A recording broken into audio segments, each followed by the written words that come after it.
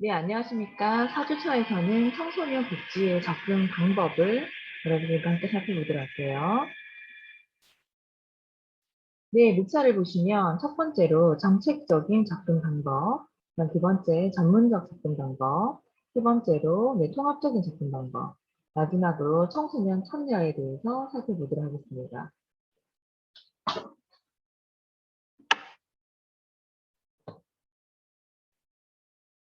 네, 사주차 1강입니다. 1강에서는 정책적인 접근 방법을 여러분과 함께 살펴보도록 하겠습니다.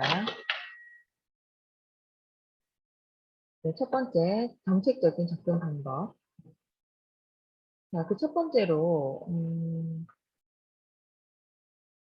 지금 청소년 정책과 복지 환경의 변화를 먼저 살펴보도록 할 건데요. 어떻게 이제 청소년 정책이 변화되어 왔고, 이거에 따른 복지 환경이 어떻게 변화되는지 같이 한번 살펴보도록 하겠습니다. 자, 그 첫 번째, 정책과 변화가 청소년 인구 및 가족 구조의 변화를 우리가 살펴보셔야 합니다. 자, 보시면 우리나라의 9세에서 24세 사이의 청소년 인구는 그쵸? 네, 1980년대 몇 퍼센트 정도 됐을까요? 네, 전체 인구의 36.9%로 굉장히 최고점에 도달했습니다. 이때 저도 80년대에 태어났는데요. 베이비붐 시대라고 해서 이제 이들이 이때 엄청난 수의 이제 그 자녀들을 놓기 시작했던 그러니까 최고점, 가장 많은 이제 그 청소년 시기에 해당되는 시기로 이제 향후 이제 그 전부터 시작해서 한 10년 플러스 알파. 그래서 이제 그 시점에 그래도 이제 청년 인구, 청소년 인구가 가장 많았다라고 생각하시면 됩니다.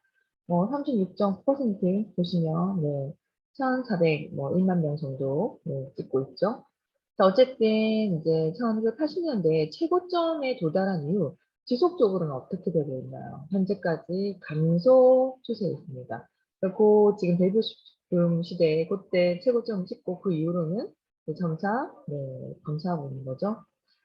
이러한 감소 추세는 2010년도쯤에 이르러서 굉장히 많이 줄어들었죠. 20.8%.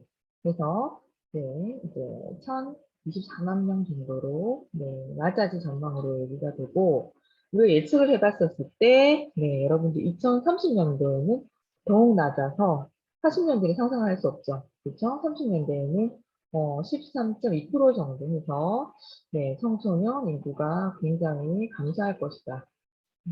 자, 반면에 고령 인구는 이 청소년 인구에 비해서 계속 증가할 것으로 전망이 되고 있습니다. 여러 가지 의료기술의 발달이라든지 평균 수명의 연장 이런 것들로 인해서 이 청소년 인구는 줄어든 반면 이 비율을 상대적으로 노령 인구는 증가할 것이다. 전망되고 있으며 청소년 인구의 감소 특징에 따라서 이제 고령 인구 비율 또한 증가한 것에 대비해서 어떻게 보면은 장기적인 차원에서의 청소년 정책이 좀 더 필요할 것으로 예측할 수 있습니다. 자, 또한 가족 구조의 변화를 보실게요. 최근 한부모 가정이 굉장히 증가하고 있습니다. 가족의 형태도 여러분들 우리가 이제 아는 시대, 그렇죠? 이제 확대 가족, 그래서 이제 핵가족. 이거는 굉장히 과거의 가족 형태 변화고요. 최근에는 이제 미국이나 외국처럼 가족의 형태도 굉장히 다양하게 변화되고 있습니다. 예를 들자면은 이제 재혼 가족도 증가를 하고 있고요. 그다음에 이제 부모의 이혼이나 차별 이런 것들로 인해서 한쪽 부모가 자녀를 양육하는 이제 한부모 가정의 아이가 있고 또는 이제 둘 다 없어서 그쵸. 이런 그 고아나 이렇게 돼 있어서 부모 없이 있는 이런 청소년들도 급증하고 있다고 하죠. 자, 그다음에 최근에 이제 세계화 트렌드에 따라서 이주 노동자들이라든지 결혼 이민자 등도 증가하면서 외국인 이제 혼혈인 분이 우리나라 이제 사회 구성원이 되는 맞습니다. 청소년 자녀를 둔 다민족 다문화 사회로 진입하고 있다는 것 또한 큰 특징이 되겠습니다.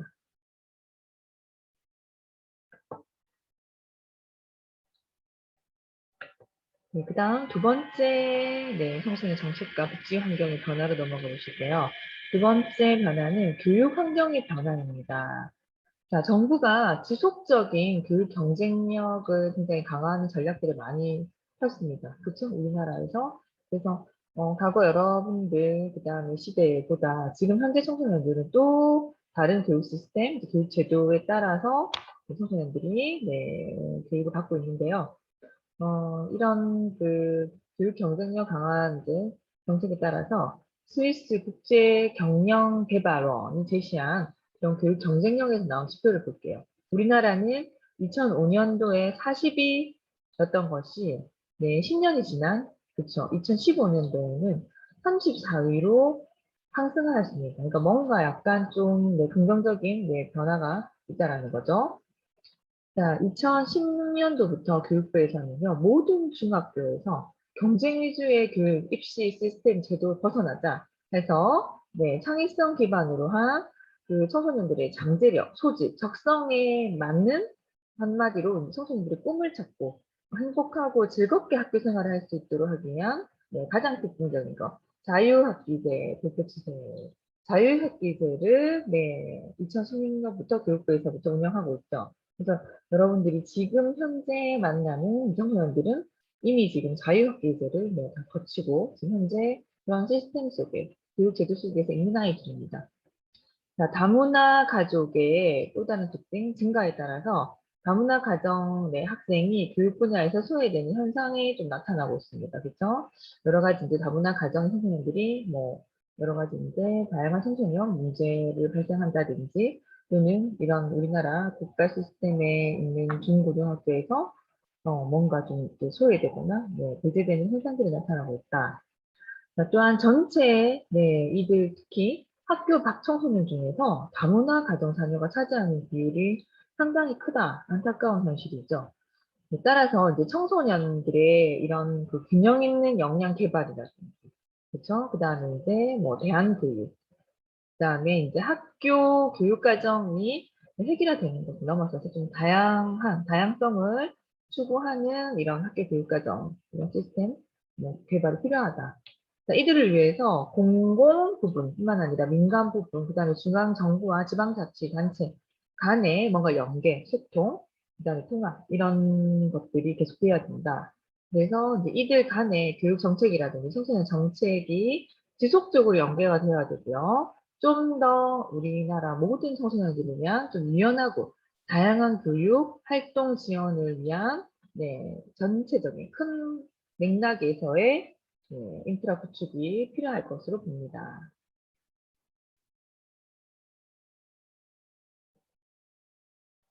네, 세 번째 청소년 정책과 복지 환경의 변화를 살펴보도록 할게요. 세 번째는 네, 직업 진로 환경의 변화가 가장 큰 특징입니다. 자, 여러분들 2000년대 이후 우리 사회의 네, 15살에서 29살 네, 요 범위에 해당되는 청소년들의 실업률이 네, 9% 이상 지속적인 증가를 보이고 있다. 그러니까 청년 실업률, 굉장히 심각한 상황이죠. 자, 그래서 뭔가 아이들이 청소년들이 자기의 진로를 네, 개발하고 뭔가 직업에 관련돼서 고민을 할 때, 우리나라의 지금 이 현재 청년 실업률은 상당히 큰 네, 영향을 미치고 있습니다.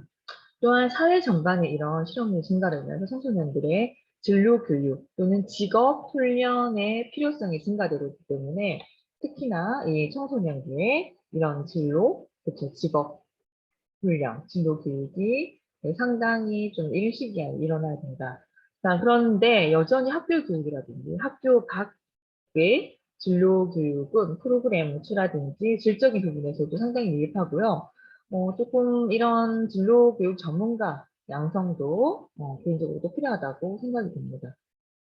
현재 청소년을 위한 이런 진로 정책으로 교육부에서는요, 진로 탐색 활동 등 다양한 체험 활동으로 지금 현재 우리나라의 청소년들의 꿈, 끼를 살리기 위한 자유학기제를 앞에 설명드렸던 것처럼 2016년도부터 네, 전국 중학교에서 의무적으로 도입해서 운영하고 있는데 이것 또한 네, 이것들이 제대로 정착되고 청소년들에게 제대로 네, 체험학습으로 받아들이게끔 여러분들과 함께 노력을 해야 할 부분입니다.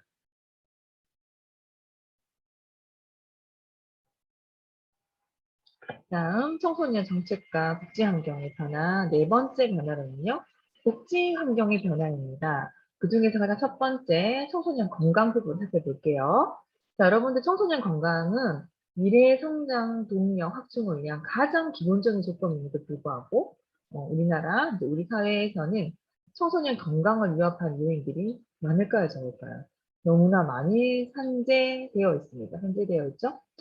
자, 향후 우리 사회의 이런 네, 가장 큰 특징, 고령화, 노인 인구가 증가한 걸로 인한 이런 고령화라든지, 그렇기 때문에 이 고령화의 영향을 받아서 청년, 저 실제로 노동 인구보다는 네, 이런 노인 인구가 많은 특징, 그래서 생산 가능 인구의 감소, 청소년 인구라든지 지금 뭐 대학생, 그다음에 직업 인구, 그러니까 젊은 청년들이 이제 감산다는 거죠. 자, 이러한 특징의 추세는 미래의 질 높은 인적 자원을 확보하기 위해서는 아무래도 조금 더 네, 청소년 수를 줄일 수 없다고 한다면은 조금 네, 이런 질 높은 청소년들을 위한 투자가 필요하다. 청소년 건강 부분에 대한 투자가 매우 필요하다라고 체크하고 있습니다. 자, 그런데 하지만 청소년들은 네, 건강을 챙길 이런 시간보다는 입시, 그다음에 학업적인 스트레스 부담이 너무 크죠.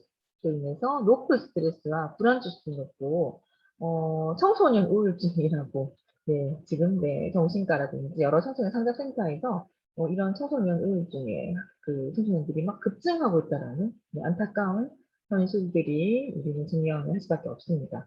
이러한 높은 스트레스, 불안, 우울증에 우리나라 청소년들이 많이 시달리고 있고요. 심지어는 네, 이 범위를 넘어서서 자연행위라든지 자살 기도까지 연계돼서 청소년들의 특히 네, 정신건강에 적신호를 네, 나타내고 있습니다.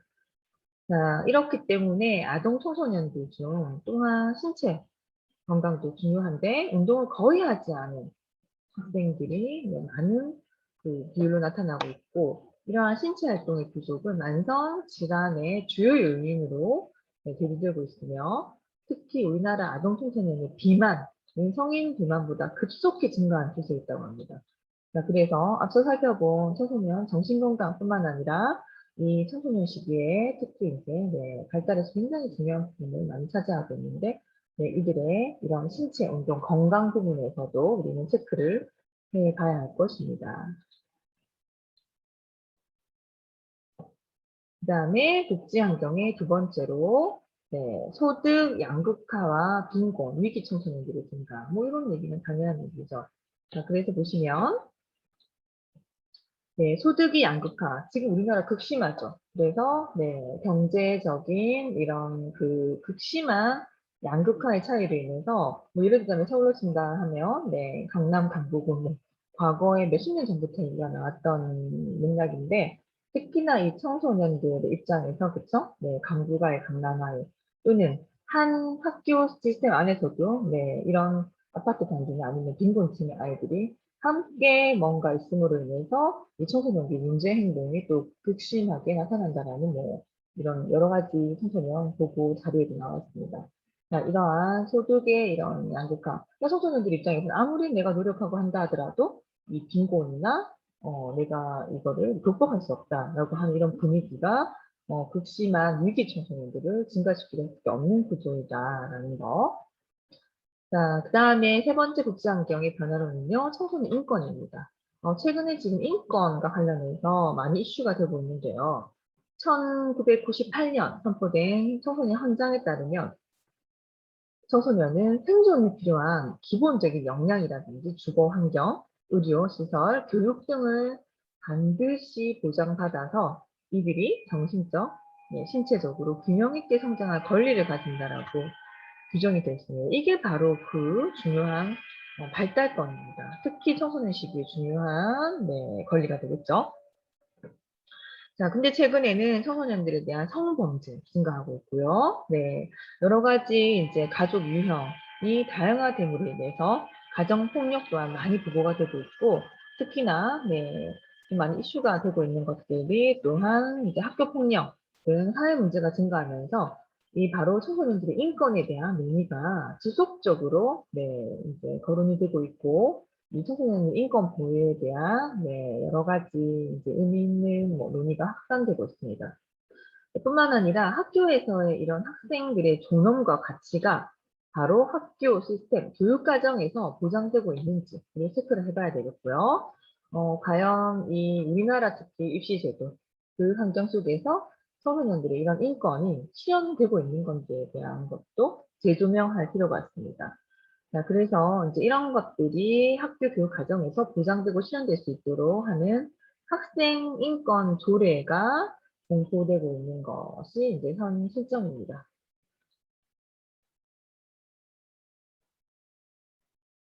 그다음에 청소년 정책과 복지 환경 다섯 번째 변화로 살펴보시면요.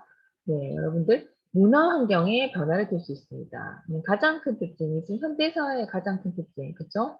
정보화, 뭐 세계화 이렇게 해서 이미 이제 뭐 로봇이라든지 AI, 뭐 인공지능 이런 것들은 이미 네, 우리를 포함해서 청소년들에게 일상화되고 있다. 이제는 더 이상 이런 정보화 세계에서 네, 살아남기 위해서 청소년들에게도 네, 굉장히 앞선 이런 그 정보화 문화가 이제 전파되어야 된다. 그래서 이제는 네, 똑똑한 아이, 지식을 많이 가진 아이, 뭐 암기력이 좋은 아이, 뭐 이런 아이보다도 네, 정보화에서 앞서는 이런 아이가 성공할까 할 정도로 이 문화 환경 자체가 변화되고 있다는 거예요. 그래서 청소년들 입장에서도 이런 정보화를 일상화 시킬 수 있느냐, 그렇지 못하냐는 이제 성공과 실패를 정할 만큼 굉장히 네, 급변적인 네, 문화 환경의 변화라고 볼 수 있습니다.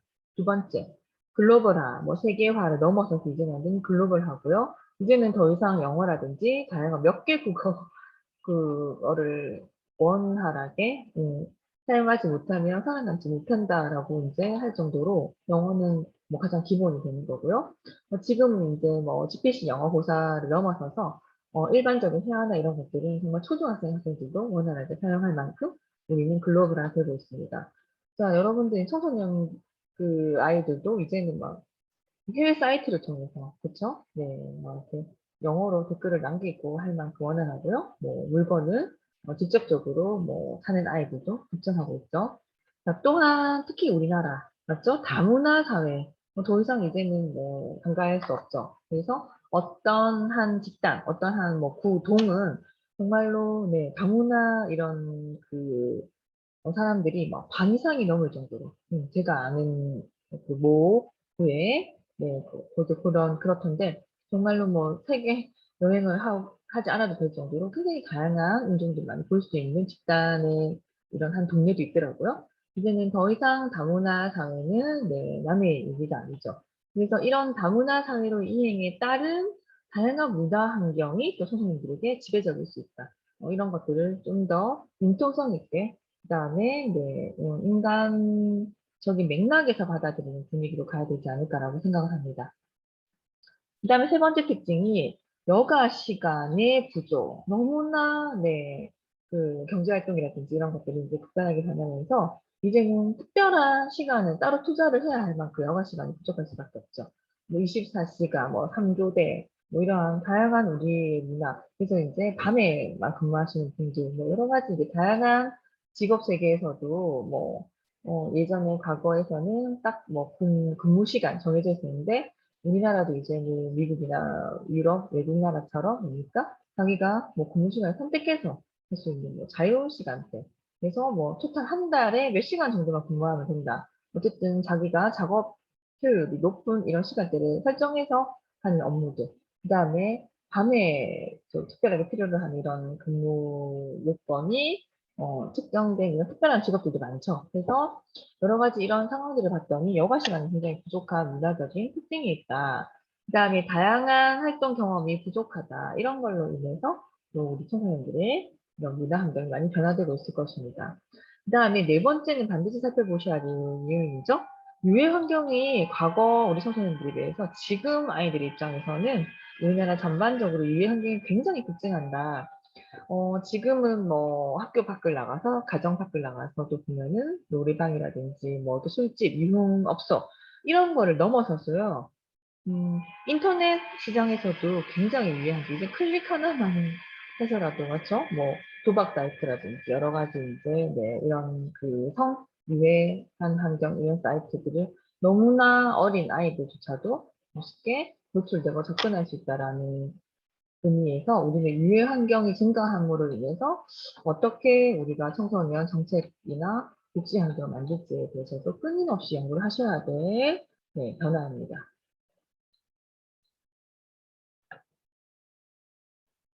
그다음에 정책적인 접근에서 큰 틀 두 번째, 지역사회 청소년 통합 지원 체계에 대해서 살펴보도록 하겠습니다. 자, 첫 번째, 그죠? 보시면, CYS 넷이라고 해서 이것은 지역사회 청소년 관련 기관이라든지 또는 시설이 늘어나기 때문에 더더욱 위기 청소년들이 많아질 수밖에 없죠. 그래서 이런 걸로 인해서 위기 청소년들의 어려움을 보다 효과적으로 지원할 수 있도록 지역사회의 지원 절차를 좀 더 개선해서 이 위기 청소년들에게 최선의 지원 서비스를 제공을 하는 넷을 만들었다. 이게 바로 지역사회 청소년 통합지원 체계입니다. 그 다음에 두 번째, 그래서 C와 S의 넷은 전국에 이런 청소년 상담복지센터가 하나의 허브 역할을 담당하고 바로 이 위기 청소년들이 발견되면은 바로 청소년 상담 복지센터가 관할을 해서 상담을 하게 되죠. 이러한 상담을 통해서 문제를 평가한 뒤에 이 위기 청소년들에게 좀 더 얘들한테 적절한, 필요하고 적합한 각종 서비스를 지역사회의 다양한 기관에서 할 수 있도록 이 바로 다양한 기관과 협력, 연계 협력된 원스톱으로 전달하는 것이 가장 큰 특징입니다. 그래서 좀 더 빠른 시간 안에 효율적, 효과적으로 이 위기 청소년들을 보호, 중재, 상담할 수 있다. 그 다음에 세 번째, 바로 이 지역사회 청소년 통합지원 체계, 그래서 CYS넷은 계획대로 잘 구축돼서 운영될 경우 이렇게 된다면 굉장히 많은 청소년들에게 연계 지원 서비스를 제공할 수 있죠. 그래서 이런 네트워크를 통해서 위기 청소년들이 바로 올바르게 성장, 발달할 수 있도록 성장 과정에서 겪게 되는 어려움을 좀 더 쉽게 순조롭게 극복할 수 있고 하나 더 청소년들의 역량을 강화시킴으로써 한마디로 우리 사회의 건강한 사회인으로 성장할 수 있도록 지원하는 지원 체계이다. 그 다음에 네 번째 특징은요. 자, C와 S액은 미래에 발생할 수 있는 사회적인 비용을 절감할 수 있다. 그러니까 이후에 발생할 수, 그러니까 성인이 되셨을 때 이런 중재나 이런 원스톱, 뭐 연계 프로그램이 들어간다 그러면은 더 많은 비용 또는 위기 청소년들의 이제 문제 청소년이 된다 그러면은 이들은 정말로 이제는 사후 맞죠? 뭔가 대책해서 그 많은 비용과 또 시간이 많이 걸린다는 거예요. 그런데 이 지금 시스템에 따르면은 이전에 미리 뭔가 위기 청소년이 발견해서 바로 개입, 중재가 들어가기 때문에 한마디로 사회적 비용을 절감할 수 있다는 것이 또 특징입니다.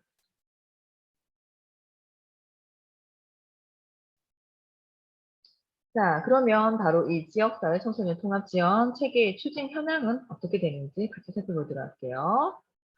자, 그래서 CYS 4개 구축에 대한 기본적인 추진 방안은 첫째, 통합성, 둘째, 즉시성, 셋째, 편리성, 넷째, 지속성, 다섯 번째, 전문성으로 나눌 수 있습니다.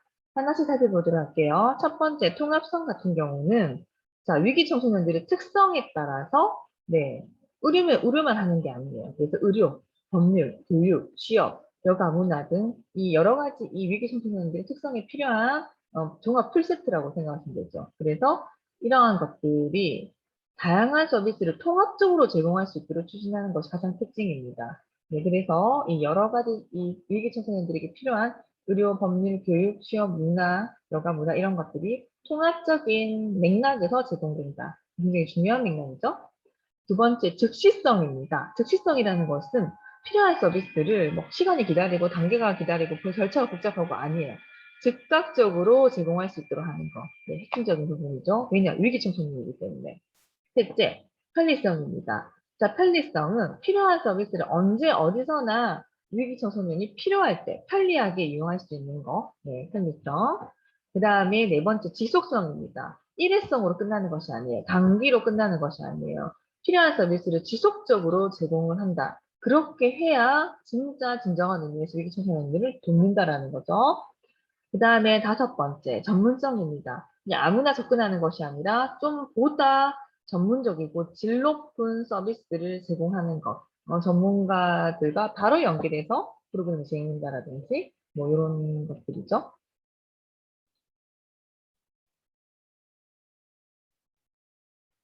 자, 그 다음에 그러면 지역사회 청소년 통합 지원 체계가 네, 좀 더 발전할 수 있는 과제는 어떤 것들이 있는지. 첫째, 자, 중앙정부는 컨설팅과 평가 또는 네, 행재정 이런 지원이라든지 또는 인센티브를 좀 더 제공을 해서 네, 바로 네, CYS 맵이 보다 효율적으로 작동할 수 있도록 중앙정부가 좀 지원을 잘해야 된다. 당연한 얘기고요.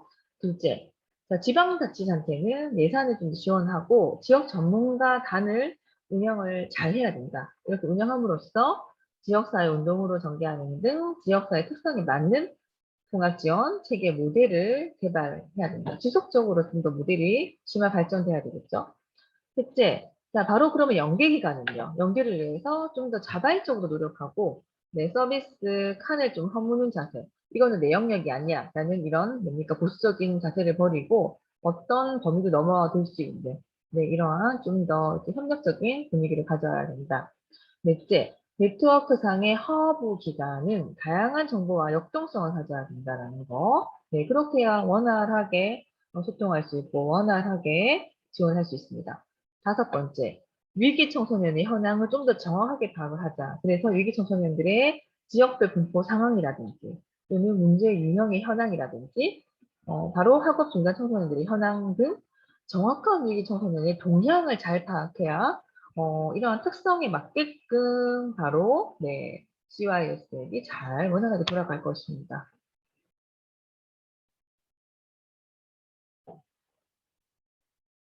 그 다음에 세 번째가 바로 방과후 아카데미입니다. 방과후 아카데미 역시 정책적인 접근 방법인데요.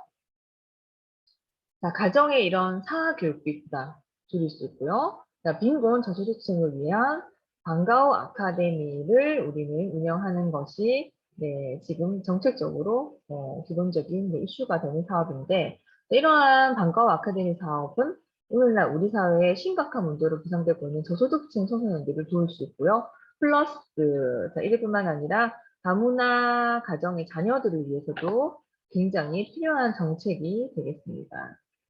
그 다음에 또 네 번째 정책적인 접근 방법으로는요, 네, 청소년 수련 활동입니다. 자, 이 청소년 수련 활동 같은 경우는요, 청소년 수련 활동 인증제를 통해서 활동을 네, 지원, 보장 하고 있습니다. 청소년 수련 활동 인증이라고 한다는 것은 바로 청소년의 건강한 성장, 발달을 위한 다양한 청소년 활동 중 자, 법으로, 네, 법령으로 정의하고 있는데 규정하고 있죠. 청소년 활동진흥법 제35조, 그 다음에 제38조에 의거해서 활동의 이런 공공성이라든지 신뢰성, 그리고 적합성을 사회적으로 인증받아다 청소년 활동의 핵심적인 활동이자 기본적인 활동이라고 할 수 있는 청소년 수련 활동으로 인증된 프로그램들이 애들한테 적용이 된다는 거. 그래서 청소년 입장, 수요자 입장에서는 인증받은 좀 활동 실적에 대한 체계적인 네, 실적 관리라든지 경력 관리를 의미한다고 볼 수 있죠.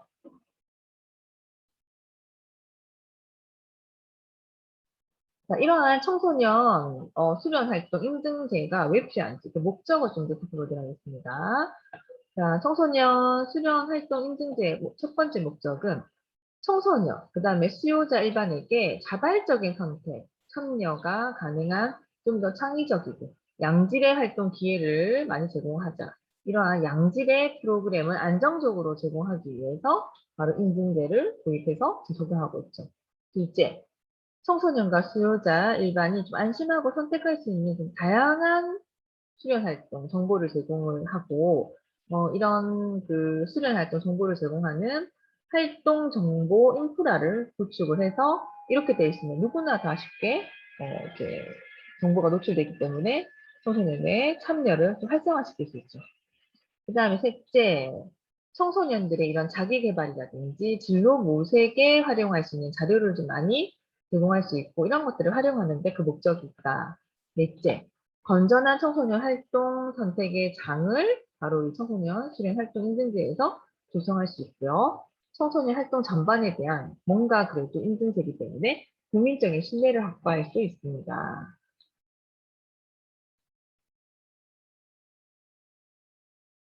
자, 그러면 이러한 청소년 수련 활동 인증제의 성격은요? 자, 바로 청소년 수련활동 인증제는 청소년 활동 진흥법에 근거해서 제시되고 있고요. 그동안 다양하게 전개되어 온 청소년 활동들이 일정한 좀 뭔가 인증 절차에 의해서 인증 기준에 적합하는지를 좀 파악을 해서 국가가 지원하는 사적인 것이 아니라 민간 업체에서 하는 것이 아니라 공적인 성격의 청소년 수련 활동이 적합하다, 적절하지 못하다 이런 적격 여부를 판단하는 프로그램 인증적인 성격을 갖습니다. 그러니까 어떻게 보면 국가 수준에 적합한 프로그램이 된다라는 거죠. 그 다음에, 그러면 청소년 이런 수련활동 인증제의 의의는요? 네, 아무래도 이 청소년 수련활동 인증제는 정규 학교 교육 과정상 좀 체험학습을 좀 더 지지할 수 있고, 어떻게 보면은 기존의 이제 정규 학교 교육 과정을 좀 보완하는 제도적인 장치가 될 뿐만 아니라 좀 더 다양하게 활용될 수 있죠. 어떻게? 방과후 활동 등 또는 학교 밖의 다양한 체험 활동의 기회를 제공할 수 있기 때문에 어떻게 보면은 기존의 학교 안에서만, 교실 안에서만 이루어지는 정규 프로그램, 정규 교육 과정을 보완하는 제도적인 장치로서의 의미를 가진다. 네, 여러분들 수강하신다고 수고 너무 많으셨습니다.